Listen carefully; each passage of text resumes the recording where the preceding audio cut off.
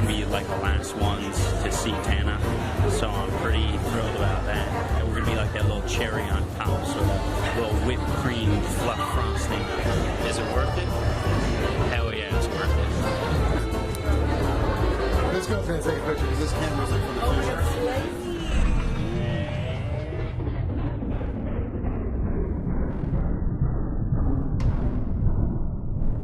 Say no. Walks up to me, he kind of like locks his arm around me, like around my neck like this, and it wasn't like it was like a chokehold or anything. It was very like firm and like tight, like I couldn't have really gotten. How does that make sense? At one point, he was the internet's sharpest weapon, the man behind Content Cop, a fearless critic known for taking down the platform's biggest names with humor and really brutal honesty. He built a reputation on literally being untouchable. He mocked Keemstar, exposed LeafyIsHere, humiliated Tana Mongeau, and tore into RiceGum with a confidence that made him a symbol of authenticity online. She tweeted some really nice things at me. Road trip! Just a quick little pit stop, just so we're in fighting form when we go visit Tana Mongeau. Road trip! If I could clone Tana Mongeau's, I would have 10,000 Tana Mongeau's. Road trip! Going to the fucking 7th Street, San Francisco. Time to get some Tana Mongeau's. But today the camera lens is pointed at him because the story of iDubbbz is really not one of sustained greatness. It's a story of how he transformed, contradicted himself constantly, and ultimately collapsed. The very traits that made him a cultural icon would eventually pave the way for his downfall. His pivot from edgy comedy to documentary filmmaking, his marriage to fellow creator Anisa Jomha, and her launch of an OnlyFans account in 2020 became flashpoints of controversy. His fiercest critics branded him a hypocrite, mocking him with the label cuck, while former fans accused him of abandoning the free speech values he once championed. Then came the Sam Hyde issue, a failed documentary project that left him publicly humiliated by one of the internet's most notorious trolls. I think I'm crazy, but what they don't know is that this authentic ethnic head wrap enables me to move, shuck and jive, and groove like an ethnic person. Yeah. For the sake of argument, you come at me in a public situation, and What followed was the ambitious rise of Creator Clash, a charity boxing event that began as one of the most praised influencer productions in history, only to spiral into lawsuits, financial losses, and catastrophic mismanagement. Therapy Center. Folks, tonight's rules, we have a 3 knockdown rule in the state of Florida, no standing eights. The bouts are 5 rounds of 2 minutes each, with the main event being 4 rounds of 3 minutes each. This is a sanctioned event by the Florida State Athletic Commission. And as you see, folks, our first fight of the night, we have 2 of your favorite creators, Matt Watson versus... The controversy surrounding Froggy Fresh's removal from the second event, the revelation that Ian and Anisa were entitled to 34% of profits before charities received a dime, and the collapse of Creator Clash 3 left their reputation in tatters. And perhaps most damning of all, Ian turned his crosshairs on Ethan Klein, a longtime friend and supporter, with a bizarre revival of Content Cop that dismissed Ethan's real-life harassment ordeal as trivial, while Ian wept on camera in front of a therapist. But he's like, no, actually, Ethan, the f***ing Jew bag, this Jew bag Zionist baby killer, guys, right? I don't know if that's what the video is. That is the back and forth I'm describing. You might have thought we were just saying that Ian and Anisa are bad friends. Well, guess what? We didn't take it that way.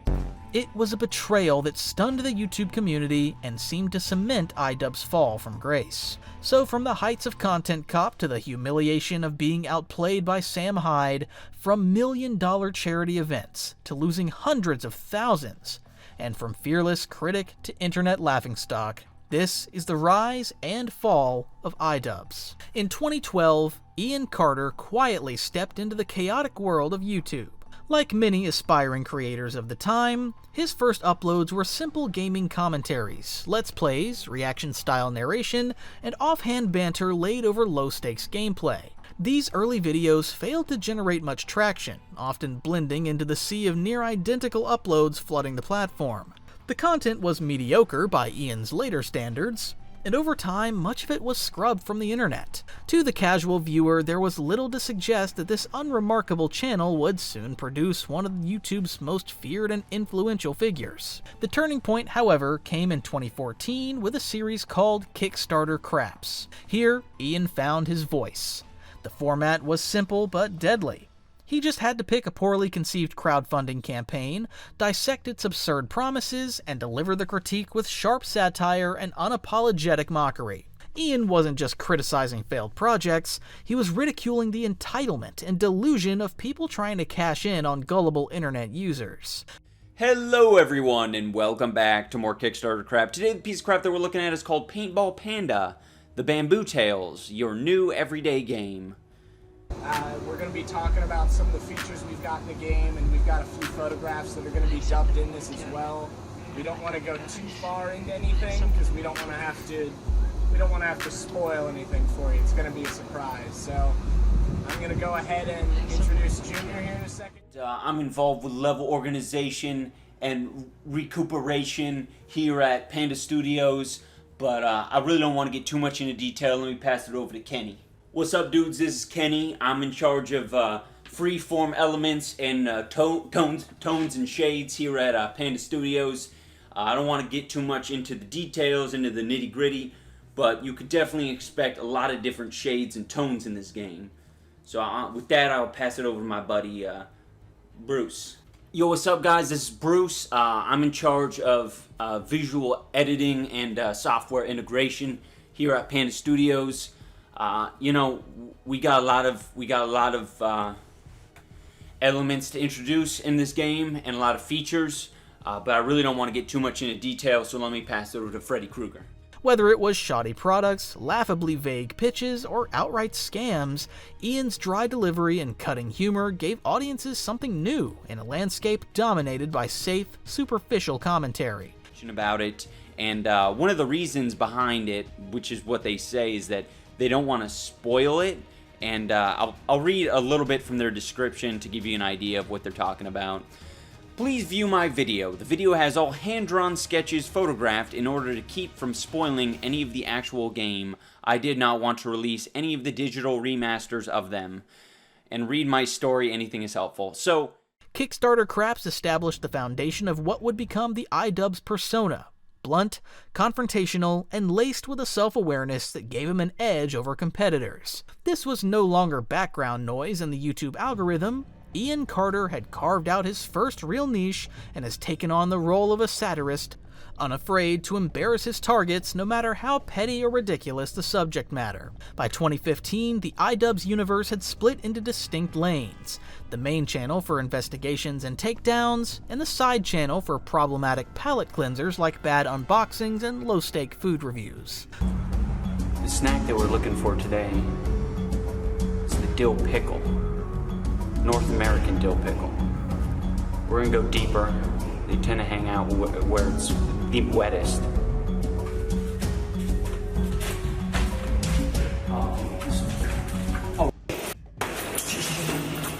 Be quiet. Those series did more than fill upload gaps. They built a cult around Ian's delivery. Deadpan, antagonistically curious, and willing to turn even fan mail into a whole thing. The shtick hardened his niche and gave him a loyal audience primed for something sharper. That something arrived with Content Cop in 2015, a format that codified his approach to internet critique. Each episode followed a clear and familiar structure. Ian would appear dressed as a police officer, open with a mock introduction, then present a collection of clips that showed a pattern in the creator he was targeting. What we do here is go back.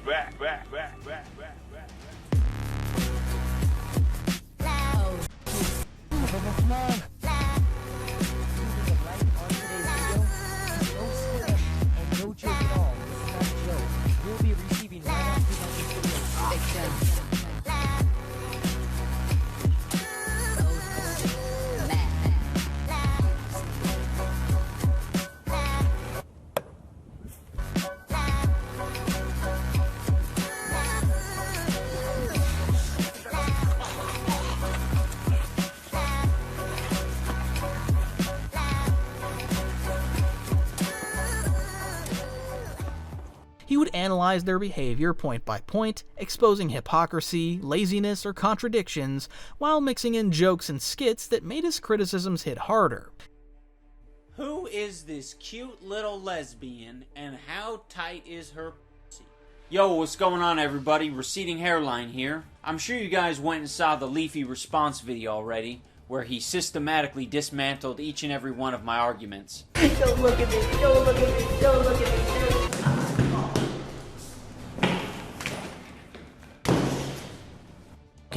The first thing I'd like to address is how frequently Leafy's playing the victim card. I mean, it's really hard to believe from someone like Leafy. That's what he criticized Keemstar for doing. In the early days, he went after reaction channels who recycled other people's videos with little effort, and food reviewers who made low-effort, repetitive content. The message behind every episode was the same. If you're gonna make money from a type of content, you should take it seriously. Otherwise, expect to be called out for it. Hey everybody, welcome back to another episode of Content Cop. Last week we looked at Jinx Reload, and even though we made a pretty good case for why his parody interviews are f***ing awful, he's uploaded 2 more since then. There's probably a ton coming down the pipeline as I speak. In Jinx's response video to the haters, he mentions cancer. He mentions it a lot, alright? And he speaks about it very lightheartedly, you know, as if there's no one in the audience who has a friend or a family member who suffers from cancer. And it made me sick, you know? There's really no place in this YouTube community for someone who jokes about cancer so lightheartedly. He acted as if there's no one in the world who suffers from cancer. It's like, dude, come on. Specifically, the food reviewers who review food from inside of their car. As a content cop, I got a meat quota for the month, just like any cop does. And this means that I can't put all my time, energy, and resources into making a big bust like Jinx, alright? So every now and again, I'm going to be looking at some projects like I'm going to be looking at today that aren't necessarily, you know, felony charges. They're probably misdemeanors, a small citation here and there, going 30 FPS into 60, that sort of thing. So keep that in mind as we go forward. I can't make the big busts all the time, alright? I got to do... Look at this, guys. I'm doing a bunch of research over here. I can't be making these big busts every week, alright? There's only so many Sam Peppers to pepper spray. So many SoFlo Antonios to look like a big-nosed piece of shit. Today we're going to be looking at all the food review channels that can't help but do the exact same thing as every f***ing other food. Content Cop became a whole event on YouTube after its biggest episodes. His video on Keemstar accused the drama news host of being careless and vindictive. Hey everybody, welcome back to another legit rat review. On today's episode, we're going to check out a channel that's best known for the phrase, NIG! Another gem includes, hey, everyone type Alex is a stupid nigger in chat. Now, I'm not going to be using any of these classic lines as argument points in this video. Instead, I'm going to use them for comedic relief. There are plenty of other things to insult the rat for. He's manipulative, cunty, hypocritical, makes horrible content, extremely unfunny, cringy. It's kind of like picking on Tommy NC, really. His LeafyIsHere episode exposed the cruelty and hypocrisy in Leafy's bullying-style content. So today we're going to be talking about the god of YouTube, the man, the myth, the used car salesman. Hey everybody, welcome back to another episode of Content Cop. As you can probably tell, I can hardly contain myself right now, because today is the day we get to bully Leafy. The Tana Mongeau episode challenged her moral posturing when she had done the same things she condemned others for. All of you turning on me breaks my heart. And I know it's very hard to listen to all the logic with all the tears going on, but just tune out the crying for a moment and realize that she's a complete hypocrite by complaining about all the hate in the comments, and then on her live stream, this cunt, I hope he breaks both of his legs and loses all the subscribers. But all this hate in the comments, it's okay when I'm hating, but when other people are hating me, strictly off limit. And with RiceGum, Ian turned the criticism into entertainment by releasing a diss track, Asian Jake Paul, alongside musician Boy in a Band. The video exploded across YouTube, earning tens of millions of views and cementing iDubbbz as a household name online. I wanna be gay, cause you're and I wanna savor it. But it's cool, after smashing you, I'll PayPal you $2K. Oh no, you getting mad and knock the phone right out of my hand? That was absurd. You're a rapper who can't resolve shit with words? How about you eat some paste? Hey, is that your IQ or your baby? Say your audience face, hey, how Jacob's notorious ace. Say you look afraid, must have seen a ghost rider. Well, ditto little, but I'm not scared to show mine. Woo! You've been pretending ever since your little vice balls descended. Let kids think you did it all when weren't capable of making a playground insult. That's bad. But then I heard you tried to rap. I was more disappointed than when I found out Casey Neistat didn't have Neistat. By this period, iDubbbz wasn't just influential, he was appointment viewing, and the YouTuber's YouTuber label stuck because creators watched to see who'd be next, and what rulebook he'd write by dismantling someone else's. The style felt fearless, and to fans, refreshingly self-aware. Ian rarely positioned himself as Puritan. He foregrounded his own edgelord humor and hypocrisies to spike accusations of sanctimony, then pressed on with the critique anyway. That posture made the punchlines more dangerous. The audience understood he wasn't claiming spotless virtue, he was claiming superior reasoning, receipts, and comedic timing. It also meant no one felt safe. Friendships and audience overlap offered no immunity once a pattern of laziness, dishonesty, and exploitation was in his sights. At the center of the era was a clear philosophy of comedy and speech. The Tana Mongeau episode crystallized it in plain language. Either it's all okay, or none of it is. In context, he used the line to reject selective outrage, especially when creators condemned offensive language publicly while using it privately or leveraging it when convenient. Fans celebrated the stance as internally consistent. Critics argued it flattened context and power dynamics. But there was no mistaking its appeal. It gave iDubbbz a simple, memorable rule set that framed his harshest bits as principled rather than purely provocative. From 2015 to 2017, the series sat at peak cultural influence on YouTube.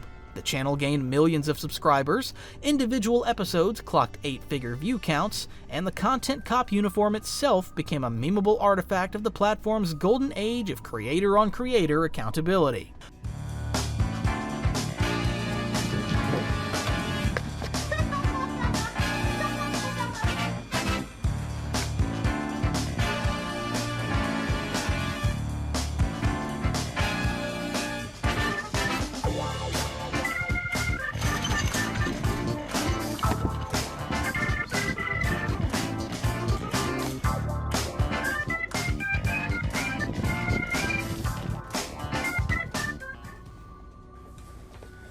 Hey there folks, I'm the Content Cop. I'm here to make sure everyone's content is up to par, and if it's not, I'll bring them to... Follow-up videos are sometimes labeled as content deputy, keeping pressure on targets trying to wriggle out of initial criticisms, reinforcing the sense that iDubbbz wasn't chasing drama, he was closing cases. What we do here is go back.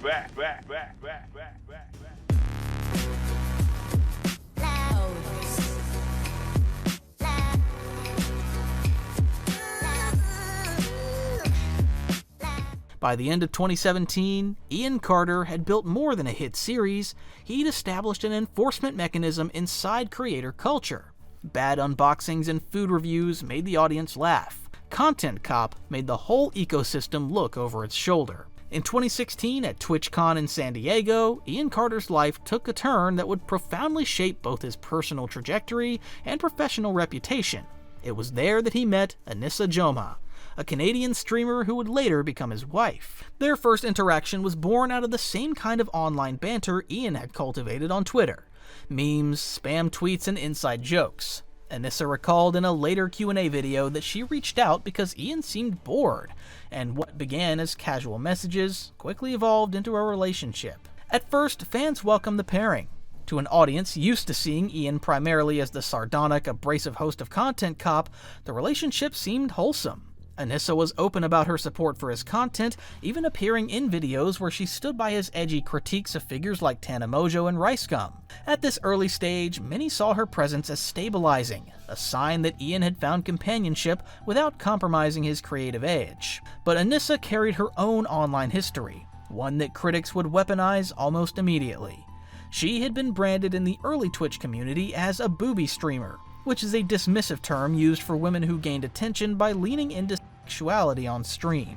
Later, Anisa would claim she had left Twitch by choice and distance herself from that persona, but detractors quickly pointed out inconsistencies in her timeline, showing that her account had in fact been banned before she changed her narrative. Beyond Twitch, Anisa had also uploaded videos that contradicted her later progressive positioning. In her early YouTube content, she mocked feminists, posted anti-feminist commentary, and created short rants ridiculing weak men in dating context. You know what Ian would make? What? I said, do you know what Ian would make? What do you mean? Like, what he would be good at? What? You know those, like... I'm curious to know. You know, like in Aladdin, you know, Apu, the, like, little monkey dude who dances on the street for money. You think... Okay. Clips resurfaced of her giving harsh, almost sneering advice about relationships, fueling claims that she was opportunistic and dishonest about her past stances. Chill on, like, asking, you know, if Ian's here or whatever. Like, I get it's funny or whatever, but I don't know, I've spent like the past 4 years living in his shadow, so to speak, and like I've been trying to do my own thing on the internet for 7 years before I even met him, and it is painful. So that'd be great. Yeah, I'd rather have 5 people want to be here for me than like a bunch asking for Ian. Thanks.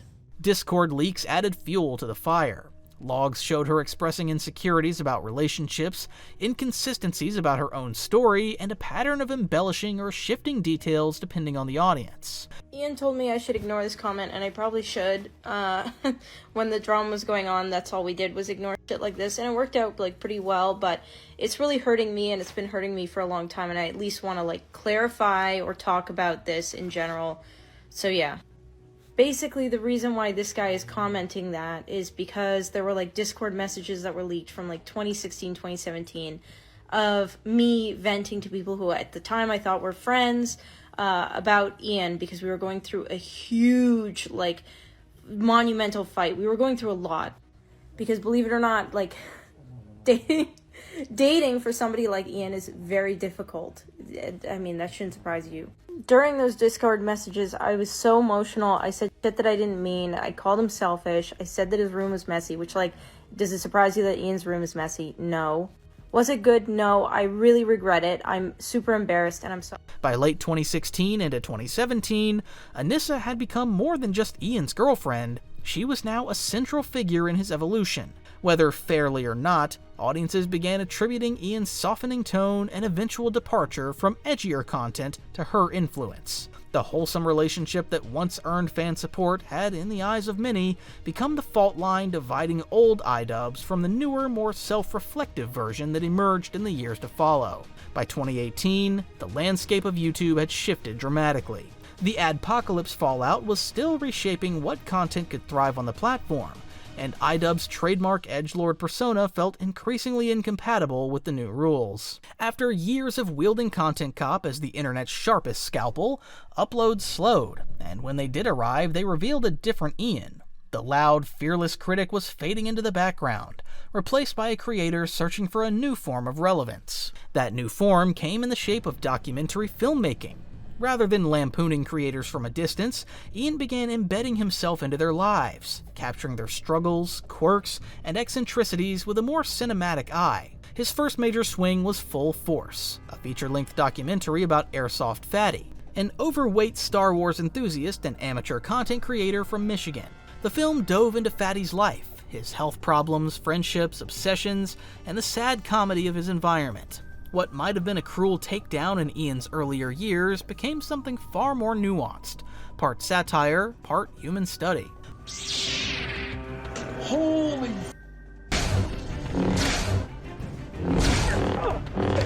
I get several drinks in me. It's not wise to piss off a drunk old Jedi. It's about the equivalent of eating shield. I like my beans. There's still Sith out there. If you don't think so, then you're wrong. Cooking with Fatty. Meat salad.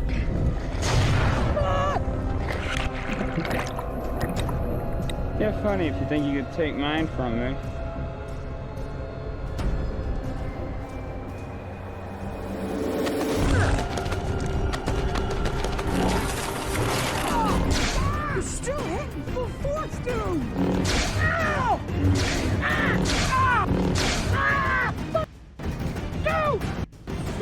Full Force!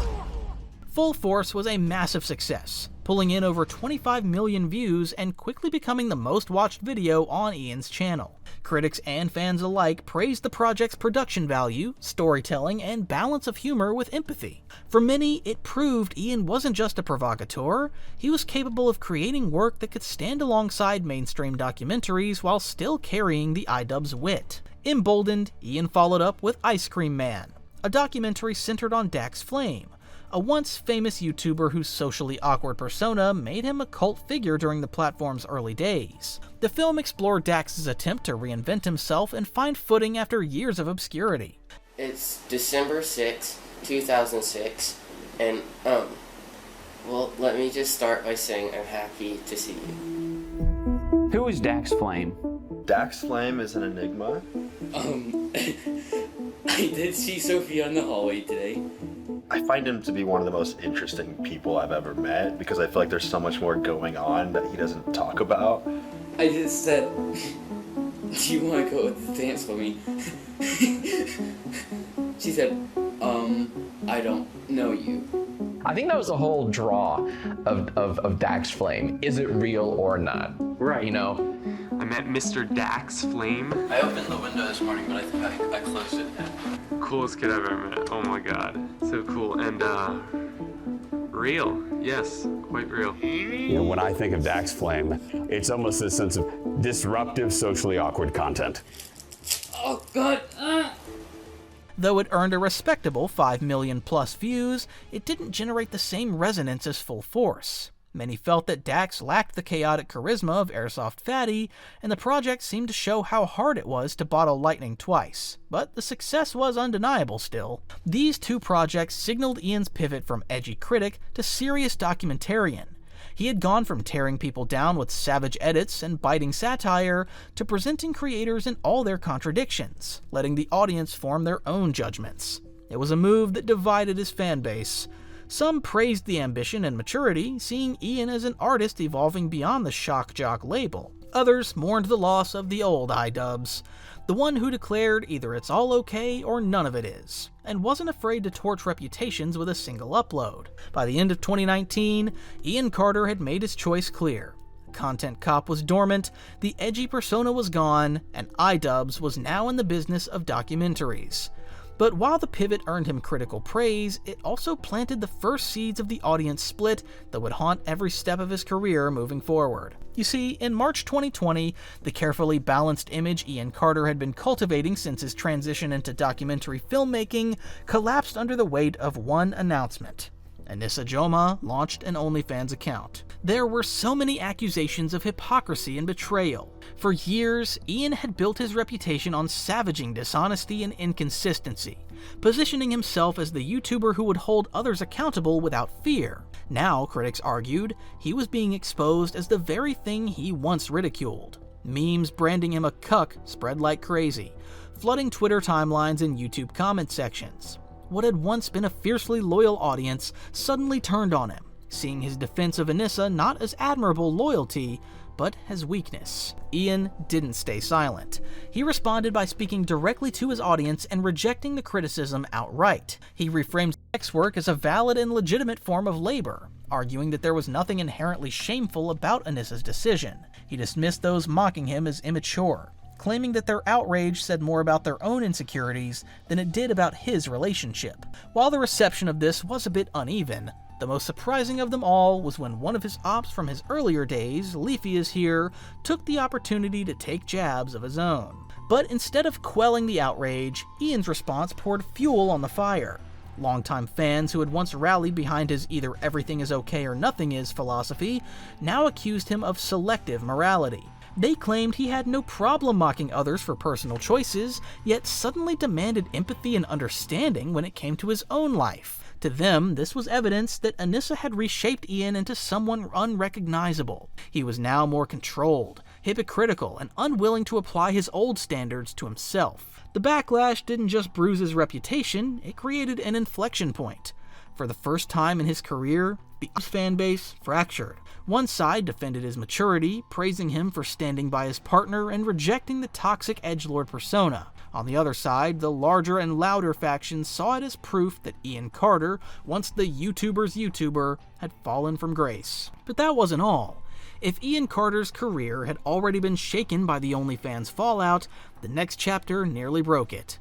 In 2021, Ian set out to film what was supposed to be the centerpiece of his new era as a documentarian, a feature-length project on comedian and provocateur Sam Hyde. On paper, it seemed like the perfect fit. Hyde was infamous for his shock humor, surreal comedy sketches, and all, so it made him an ideal subject for iDubbbz's probing lens. I think I'm crazy, but what they don't know is that this authentic ethnic head wrap enables me to move, shuck and jive, and groove like an ethnic person. Yeah.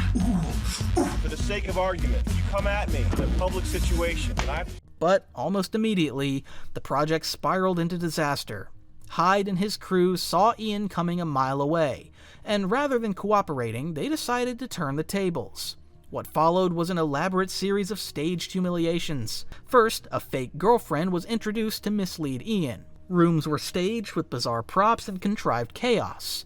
The entire environment was constructed to confuse, frustrate, and embarrass him. While Ian tried to maintain the posture of a serious filmmaker, Hyde orchestrated a circus designed to mock that very ambition. Anyway, the documentary iDubbbz came out to shoot. Yeah. Because we want to release our footage from that. Yeah. Because the footage, I don't think the footage is going to be released. Gotcha. What do you think about that? Here's the thing. We don't want to like put iDubbbz on blast or do anything weird. iDubbbz came out. He shot a like documentary with me and Nick and the crew here, and I think I probably blew it personally with him, and it's through no fault of his. Whatever. I sent him it doesn't even matter. I think I probably kind of like overwhelmed him. He was on Twitter. He was on Twitter trying to line up fights with people. Mm-hmm. And I was like, yo, can you get me in there? Let me get a fight with Fantano. And I think I bothered him too much. Something like that. I wasn't like an asshole or anything, but I think I probably just texted him too many times. Anyway, part of it was like he was gonna come out and see like where was I in my career after having like fallen off or whatever. And I wanted to be like, well, we're just rapping. We're just like we're like laying down tracks now and rapping all day. All day. And Joey was like doing all this like yo, check it out. This is kind of like a Drake beat. Like making him listen to beats and record a lot of bad rap music, stage fright where Sam re-records breaths, insists the auto-tune's in the wrong key, super quiet ad-libs, like a song with the hook swag like iDubbbz.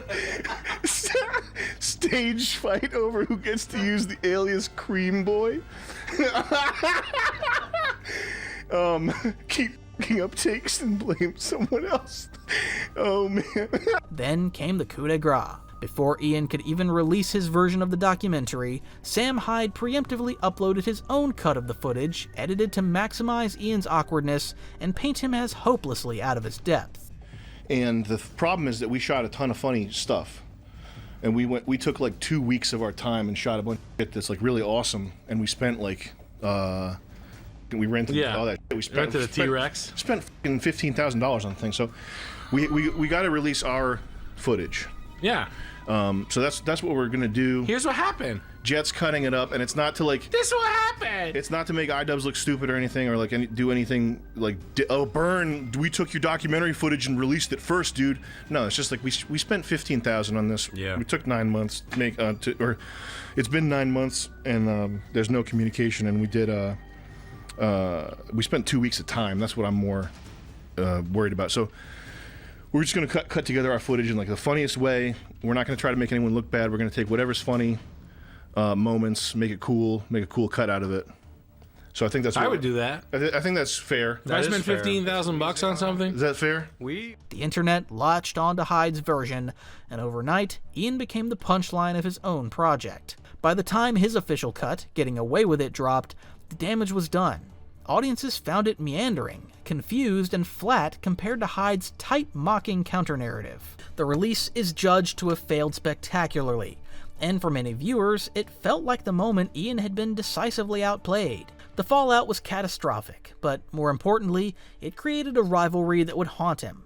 Sam Hyde, emboldened by the humiliation, leaned into the role of Ian's most persistent enemy. He called Ian a cuck at every opportunity, mocked his relationship, and made his exclusion from Creator Clash events into a recurring public feud. Sam Hyde, the man banned from the Creator Clash. How are you feeling, Sam?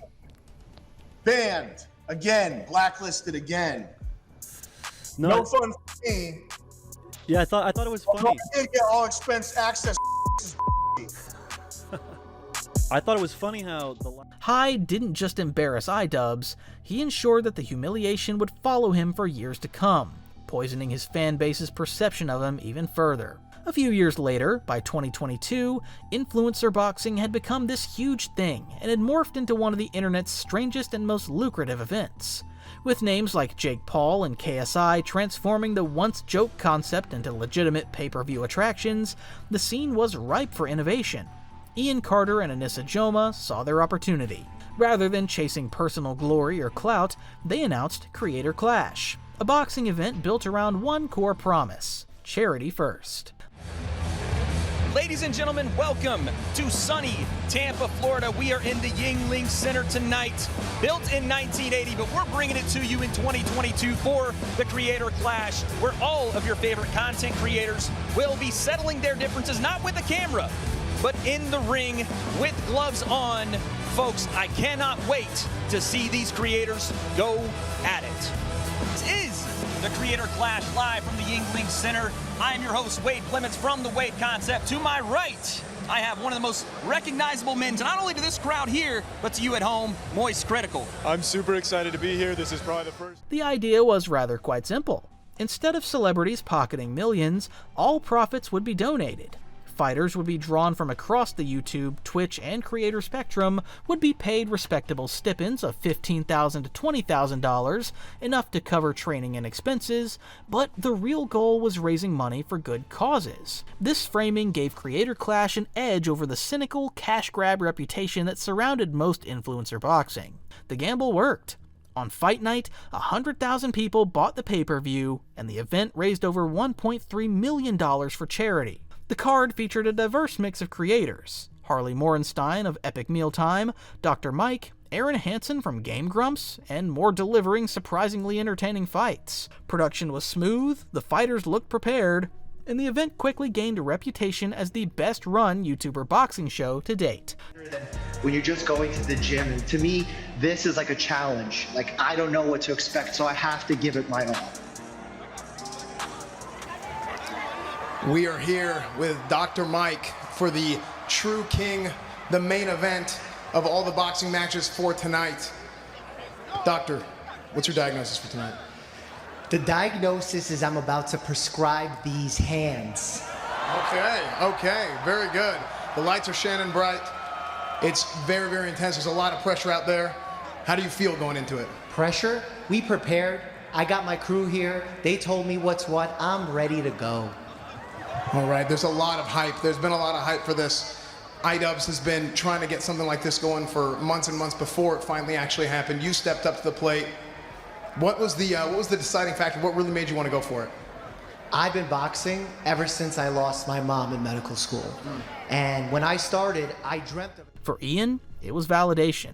After years of controversy and failed pivots, he had finally found a lane where critics and fans alike praised his work. But even in triumph, issues appeared. Behind the scenes, Ian made the decision to blacklist Sam Hyde from the event, despite Hyde having trained Harley Morenstein for his fight. The exclusion was deliberate, a continuation of the feud that began with getting away with it. To Hyde, it was confirmation that Ian was afraid of him.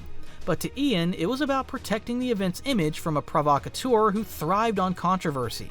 This decision ensured that Hyde remained entwined with Creator Clash even in absence. Harley's association with him stoked tensions, and the feud escalated publicly. What should have been Ian Carter's cleanest win in years carried the seeds of future disaster. Still, Creator Clash 1 stood as the pinnacle of his reinvention, A flawlessly executed event, real money raised for charity, and praise from all corners of the internet. However, this would be the last time iDubbbz stood unquestionably at the top of his game. The goodwill Ian Carter and Anisa Jomha had earned with the success of Creator Clash 1 evaporated almost overnight with the lead-up to its sequel in 2023. What should have been a chance to build on their momentum instead became a case study in mismanagement and self-inflicted damage. The trouble began with Froggy Fresh, a novelty rapper turned internet personality who had been scheduled to fight in the event. Weeks before the show, he was abruptly kicked from the card. The reason wasn't poor training or behavioral issues, it was that Froggy had chosen to train with Ian's nemesis, Sam Hyde. Kicked from the card was for collaborating with Sam Hyde. And, for anyone who's been following the story, that's, fairly obvious. Froggy has explained, his side of the story multiple times. And unfortunately, he's been perpetuating a narrative that it's about OnlyFans, or that it's about Anisa's mom, and that's extremely deceptive. Ian and Anisa admitted the Hyde connection was the sole reason for Froggy's removal. To many, it looked like personal insecurity trumped professionalism. The internet erupted. Major creators like Moist Critical, Gideon, and Keemstar publicly sided with Froggy, framing Ian as hypocritical and tyrannical for punishing a fighter simply for associating with his rival, while creators like Keemstar called out Froggy for trying to play games with Ian and Anisa. It's like you came back and you were a pawn in some game of 4D chess, and I think you found out that iDubbbz and Anisa don't play games. The controversy snowballed further when Froggy revealed he had been threatened with a lawsuit and told to repay his $15,000 stipend for training, an amount that had originally been positioned as non-refundable support. That he's running is suing people. It's like a complete flip. By the way, we weren't suing Froggy. We have no interest in going to court over $15,000. We wanted that $15,000 back, but, he wasn't giving it to us. So we have to leave it at that. We're not suing him. Despite the host of issues that came up, the event went forward, but the glow of Creator Clash 1 was gone. Instead of headlines about charitable success, reports surfaced that Creator Clash 2 had lost $250,000. Many dissected the missteps. Fighter stipends remained lavish, but organizers spent heavily on luxury hotels, unnecessary perks, and even trauma therapy costs for fighters. Marketing was anemic compared to the first year, and ticket sales lagged. What had been hailed as the best-run YouTuber boxing event now looked bloated and amateurish. Worse than the financial loss was the reputational collapse. What fans once saw as a wholesome, charity-first effort now looked like a vanity project plagued by personal grudges. Ian's decision to blacklist Froggy for working with Hyde cemented the perception that he was petty, thin-skinned, and incompetent as an organizer. The feud with Sam Hyde, which had already haunted his documentary career, was now undermining the boxing events that were supposed to be his redemption. By the end of 2023, Creator Clash was no longer seen as the bright future of influencer boxing. It was a sinking ship, weighed down by mismanagement and ego. And with each misstep, Ian Carter's once formidable reputation slipped further into decline. By early 2025, Creator Clash 3 was announced, and despite the stumbles of the previous year, there was a flicker of hope. Some fans were cautiously optimistic. If Ian Carter could learn from past mistakes, the event might recapture the magic of the first installment. The charity angle still had pull, and many were willing to give him one last chance. That optimism didn't last long. In March 2025, Ethan and Ethan Klein of H3H3 became targets of a disturbing harassment campaign, and Ethan mentioned on stream that his family contracted Giardia from their dog. Anonymous trolls twisted the narrative into claims of neglect and filth. It escalated into a false CPS report, with Child Protective Services showing up at their home under accusations that their child was crawling around in unsanitary conditions. For Ethan and Hila, it was deeply traumatic, and they expected public solidarity from friends like Ian and Anisa, who they had defended in the past. I almost quit when she called me, because Harley was out, I was talking to Harley was talking about his frustrations. I'm 44 freaking years old. This is high school garbage. Well, this is a video I didn't want to make, but here we are. You didn't know, Creator Clash 3 is canceled. It's completely over. It's done. It's not happening. But I was hoping and trying and praying it would work out and things would be fine, and I'd be able to box for my third time. I'd have a trilogy in Creator Clash, and I'd have 3 first-round wins. That was my goal, and that was my plan. I started training last November, and now here in July, I'm finally on pause. But no such support came. Instead, Ian aligned himself more closely with the Hassan Piker and Denham's online orbit, a group openly critical of Ethan. His silence in the face of the CPS harassment was viewed as a betrayal by Ethan and Hila, who openly called him out for lacking a spine. To them, it wasn't just about friendship, it was simply about basic decency. Hassan, by the way, thousands. Yeah, thousands. Let me ask Galia. These shoes do not go. I'm sorry. Oh my God. Hassan's the type of dude who watches himself in the mirror when he has sex. Watching me on a 30-second delay on your stream. Wait, how does he know I'm watching already? Because you've been talking about it for the last 5 minutes. It's not a fucking petty beef. It's like, this guy is evil and he's doing anti-Semitism. These shoes do not go. I'm sorry. Then came April, and with it, Ian's most shocking move yet, the revival of Content Cop. But instead of targeting a scammer or clout chaser, Ian used his legendary series to attack his former friend Ethan Klein. The video was bizarre and hostile from the start, with Ian repeating the phrase, "Wake up, Ethan," in a mocking chant. His central claim was that Ethan's content on the Leftovers podcast amounted to propaganda, and that Ethan wasn't qualified to handle political discussions and instead polluted them with misinformation. I've been lying about everything, including my glasses. They're fake. He was right about that. That's not even in the content nuke, and he was right about that too. How did he know everything? How? Wake up, Ethan. Wake up, Ethan.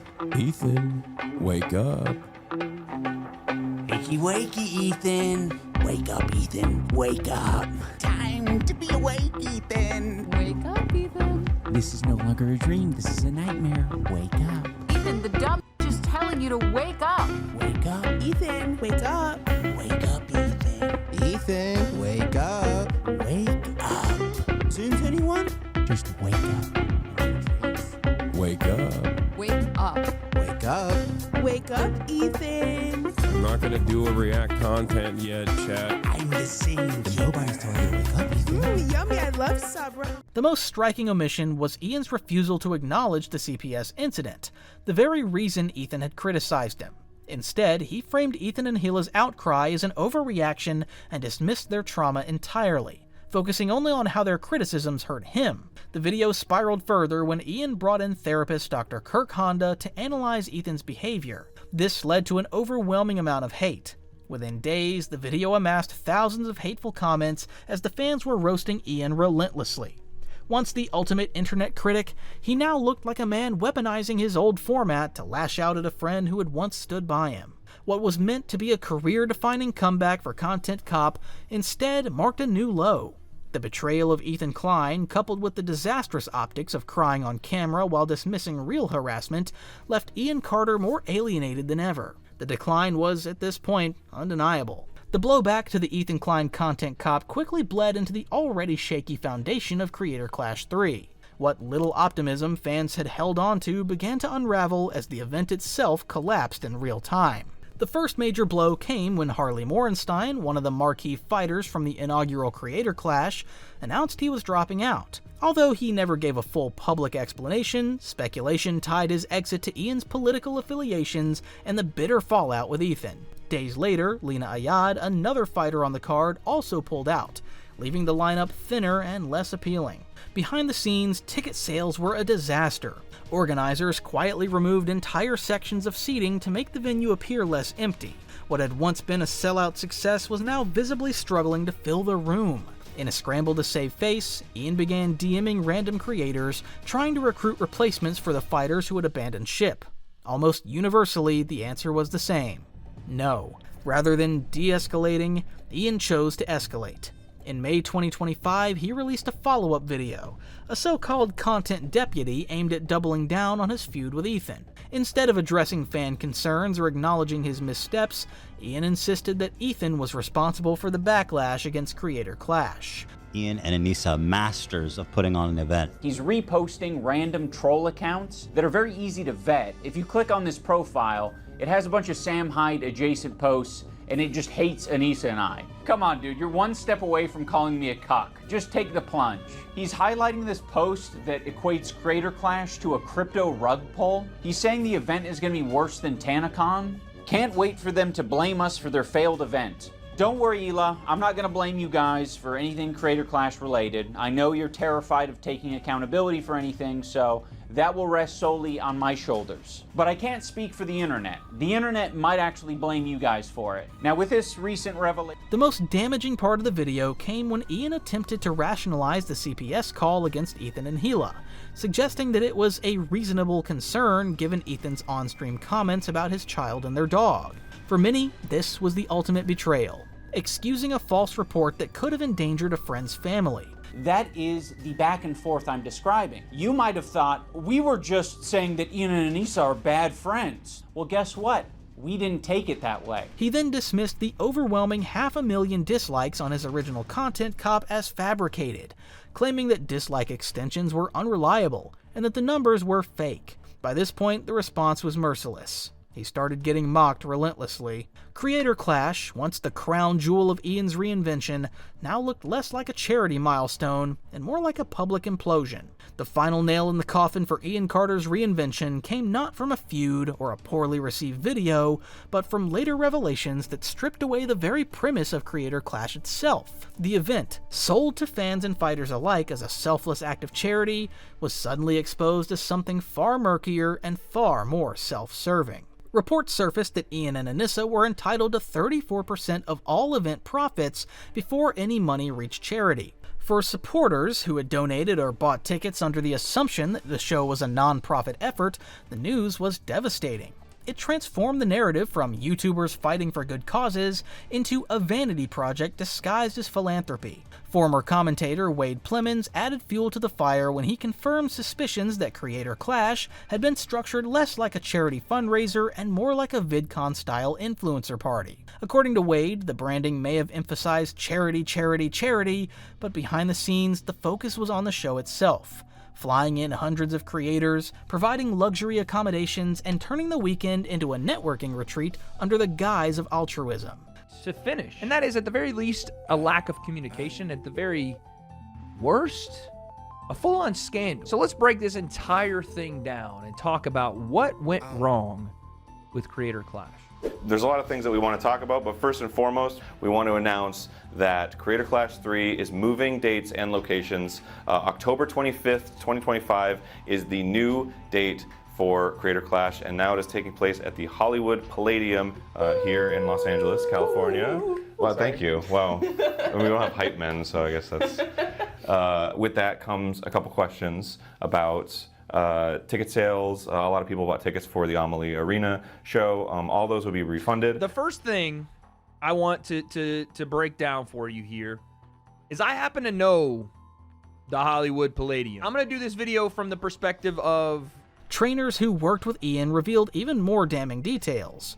Over 300 creators had been flown in, housed in high-end hotels at enormous expense, eating into the very funds that were supposed to go to charity. The extravagance wasn't just wasteful, it undermined the whole pitch of Creator Clash as a noble endeavor. At the same time, Ian's personal credibility took another hit. Trainers described how Anisa micromanaged his preparation, telling him when he was hungry or tired, and often pulling him away from the boxing community instead of allowing him to build connections. One insider even claimed that Anisa openly showed a crush on one of Ian's sparring partners, paying close attention to his sessions and allegedly granting him special access to the event. Whether true or not, the rumors deepened the perception that Ian was no longer in control of either his career or his public image. The combination of financial revelations, insider testimony, and personal drama shattered what little faith the audience still had in Creator Clash.